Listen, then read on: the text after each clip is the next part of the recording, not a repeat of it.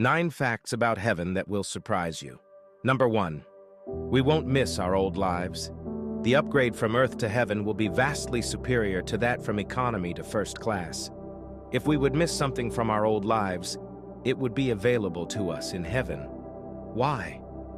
Because we will experience all God intends for us. He fashions us to want precisely what He will give us, so what He gives us will be exactly what we want. Number 2, we won't become angels. Death is a relocation of the same person from one place to another. The place changes, but the person remains the same. The same person who becomes absent from his or her body becomes present with the Lord. 2 Corinthians 5:8. We won't be angels, but we'll be with them. Number 3, we won't be tempted. We'll never forget the ugliness of sin.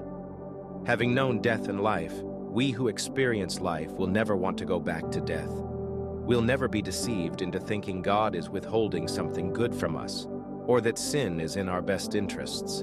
Number 4, we will have work to do. The idea of working in heaven is foreign to many people, yet Scripture clearly teaches it. When God created Adam, He took the man and put him in the Garden of Eden to work it and take care of it. Genesis 2:15. Work was part of the original Eden. It was part of a perfect human life. Number 5, we will still experience emotions. In Scripture, God is said to enjoy, love, laugh, take delight, and rejoice, as well as be angry, happy, jealous, and glad. To be like God means to have and express emotions. Hence, we should expect that in heaven emotions will exist for God's glory and our good. Number 6, we still won't know everything. In heaven we'll be flawless, but not knowing everything isn't a flaw. It's part of being finite. Righteous angels don't know everything, and they long to know more. 1 Peter 1:12. They're flawless, but finite. We should expect to long for greater knowledge, as angels do, and we'll spend eternity gaining the greater knowledge we'll seek. Number 7, we will recognize one another. Scripture gives no indication of a memory wipe causing us not to recognize family and friends. Paul anticipated being with the Thessalonians in heaven, and it never occurred to him he wouldn't know them.